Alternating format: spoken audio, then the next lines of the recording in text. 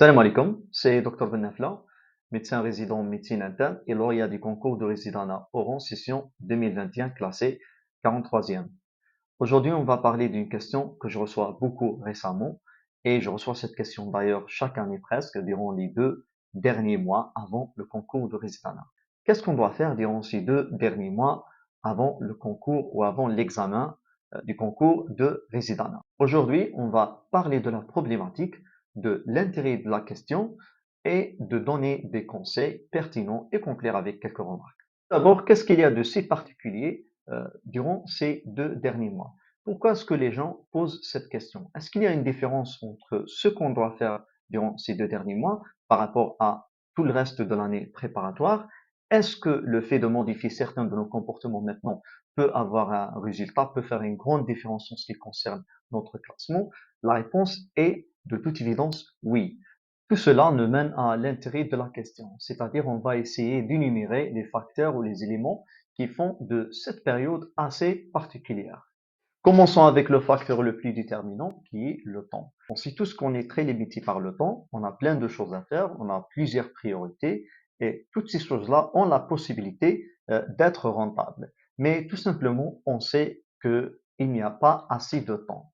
Ce qui nous mène à l'obligation d'être plus sélectif dans nos priorités et de bien rentabiliser notre temps. L'autre point à signaler, c'est que durant cette période, il va se passer le dernier contact avec les informations qu'on va réviser avant le concours. Donc, logiquement, si on révise quelque chose maintenant, on a plus de chances de se rappeler de ce truc, donc le jour d'examen. Le point suivant, c'est avoir la sensation d'avoir presque tout oublié.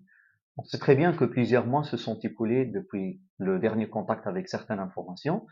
Il y a certaines questions qu'on avait l'impression d'avoir maîtrisées, alors qu'à la fin, on va se rendre compte qu'on a presque tout oublié.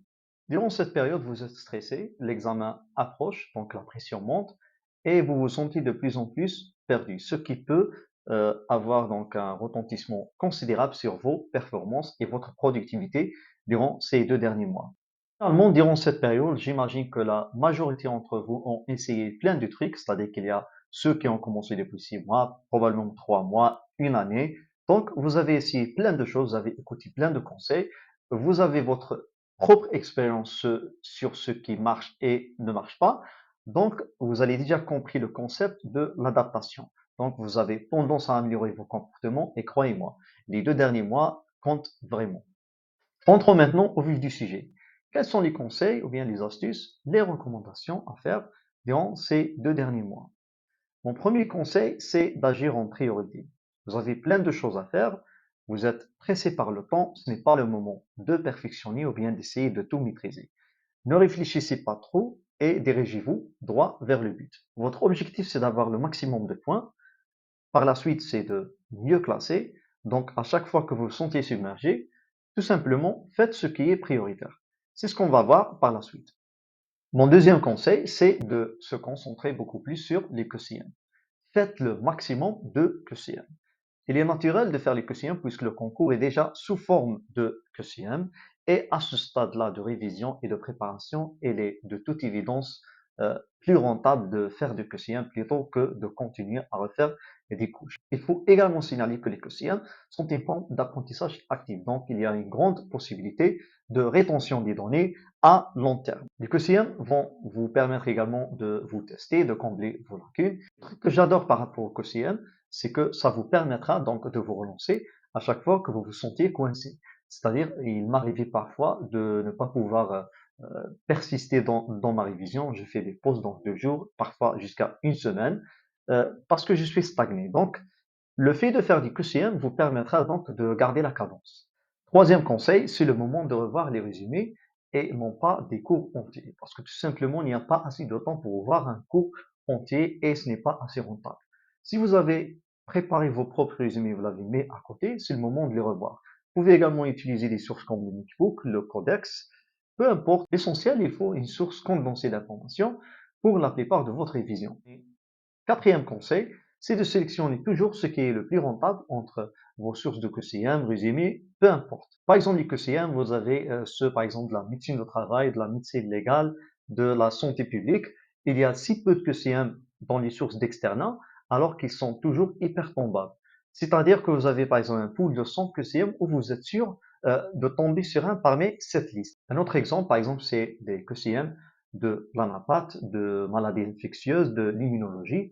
Ce sont des questions qui se répètent. Il y a, je pense, maximum 200 et centaines. Il y a si peu, alors que certainement vous allez tomber sur une question ou une autre. Autre exemple, par exemple, en comparaison, il y a certains cours qui sont simples, précis et perturbables par rapport à d'autres. Par exemple, si vous prenez le cours de diabète sucré ou bien le cancer du côlon, ou prenons donc à l'extrême la tuberculose cutanée, c'est un cours, par exemple, pour pouvoir le maîtriser, il faut des journées entières, alors que parfois, il n'y aura même pas une seule question. Et il y a aussi certains cours qui font la différence, c'est-à-dire que peu de gens maîtrisent ces cours-là, alors quand vous allez répondre sur ces questions, vous êtes sûr d'avoir un point comparativement aux autres. Cinquième conseil, c'est le moment de vous concentrer et de réviser les trucs à apprendre par cœur. J'imagine que vous avez votre propre liste des trucs qui sont à apprendre par cœur bêtement. Par exemple, des classifications, des informations comme des équations, comment calculer le VGM, la localisation du gène de HLA, des schémas à accès rapide. C'est le moment de revoir ces trucs-là qui dépendent vraiment d'une dernière revisite avant le concours. Deuxième conseil, faites une révision dirigée.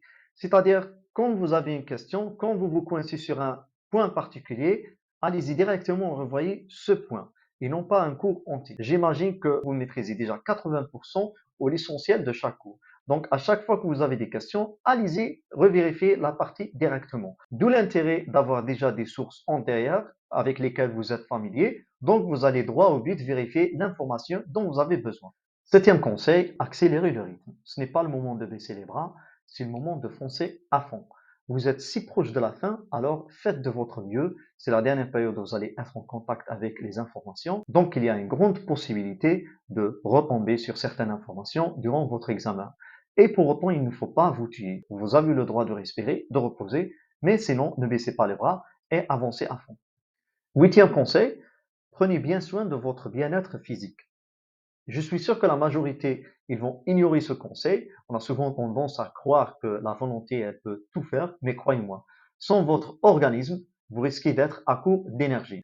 Faites en sorte de bien dormir, de bien manger, hydratez-vous, exposez-vous au soleil, faites de l'activité physique. En terme, ceci va augmenter votre productivité et votre performance pour la révision et pour le jour J d'examen. Neuvième conseil, ne vous épuisez pas, soyez toujours efficace.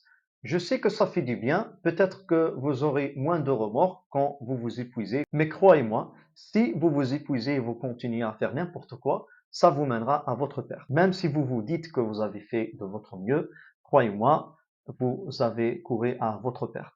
Faites de votre mieux, foncez, mais il faut avoir une certaine période de repos, c'est-à-dire au moins ayez en sorte de dormir assez. Sinon, ça vous ne servira à rien. Dixième et dernier conseil, ne vous souciez pas des résultats.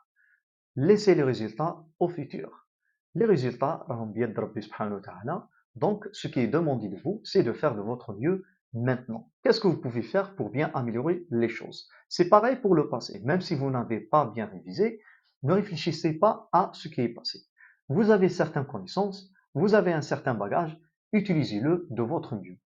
Avant de conclure, j'aimerais bien préciser que ces conseils marchent mieux pour les gens qui ont commencé à préparer le concours depuis une bonne période, qui ont fait une année préparatoire, ou préférentiellement les gens qui ont des bases solides depuis leur externat. Pour autant, ces conseils fonctionnent aussi bien pour les gens qui n'ont pas commencé à préparer aussitôt. En ce qui concerne le concours de résidence, il n'y a pas un truc magique ou miraculeux pour pouvoir réussir, mais en tout cas, c'est le mieux que vous puissiez faire maintenant. Donc, on arrive à la fin de la vidéo. J'espère que ça a été bénéfique. Mon dernier conseil, c'est que vous devriez être résilient. S'il vous plaît, ne vous stressez pas trop. Ça ne mérite pas. Dormez bien, mangez bien. Donc, c'est ma première vidéo sur YouTube.